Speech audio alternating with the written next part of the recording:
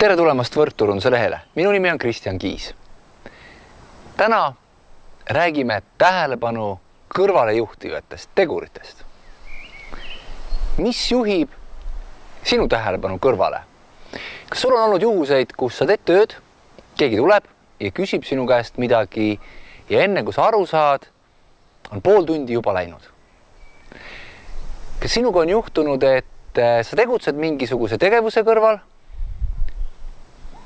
heliseb telefon või küsitakse mingi küsimus ja enne kui sa aru saad, tegeled sa mingi muu tegevusega ja see põhitegevus, mida sa just natuke aega tagasi pidid tegema, seda sa enam ei tee. Tähelepanu kõrvaljuhtijaid on meie elus palju.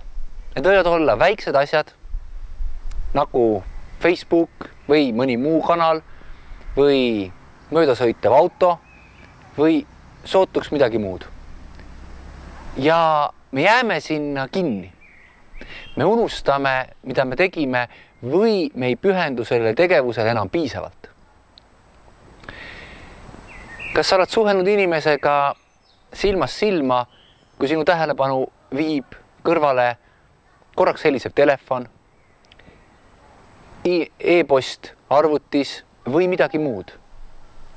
Või kõrval toas rääkiv teine inimene. Kuidas suhtuvad kõrvalistesse teguritesse amatöörid ja kuidas professionaalid? Kuidas suhtud sina? Milliseks tahad kasvada sina? Kui sinuga suheldakse, siis kas sa tahad, et sinuga suheldaks nii, et tähelepanu oleks sinul? Või sa eelistad, et see tähelepanu vajuks ära? Kuidas sa eelistad, et sinuga käitutakse? Kas sa oled seda küsimust enda käest küsinud? See video on juba kestnud üle 2 minuti ja mõnel inimesel on tähelepanu juba läinud mujale. Ja nii juhtub. Sellepärast, et inimeste tähelepanu on väga kergesti mõjutatav. Loomulikult ei pea sa kohe muutma oma elustiili ja täielikult tegema kannapöörd, sa võid seda teha. Aga ma soovitan hakata tasapisi tähele panema iseennast, oma käitumist, oma tähelepanu, oma austust teistesse ja tähelepanu teistesse ja oma tegevuste tähelepanu. Kui sa teed ühte asja, tee intensiivselt, kuni see tegevus on tehtud või see aeg on lõpetatud ja alles siis asu järgmise tegevuse kallale.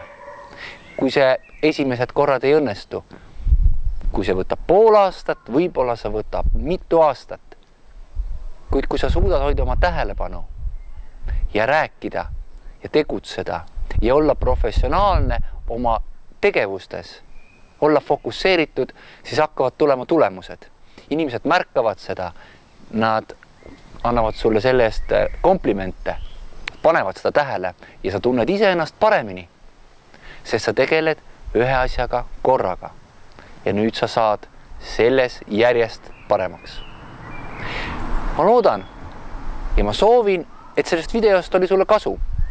Ma soovin, et sa tundsid, et siin oli midagi sulle. Võib-olla sa soovid rohkem infot, võib-olla sa soovid uut infot, võib-olla sul on endal mõni mõte, kuidas midagi paremini teha. Kommenteeri siia video alla ja anna sellest teada, et ka teised, kes siin Võrkturunduse grupis seda videot vaatavad, saaksid rohkem sinu mõtetest teada, sinu ideedest. Minu soov sulle on, et ka sina sooviksid saada professionaalseks võrkturundajaks, sest et meil on parem tulevik. Nüüd lähme ja räägime sellest tervele maailmale. Mina tänan.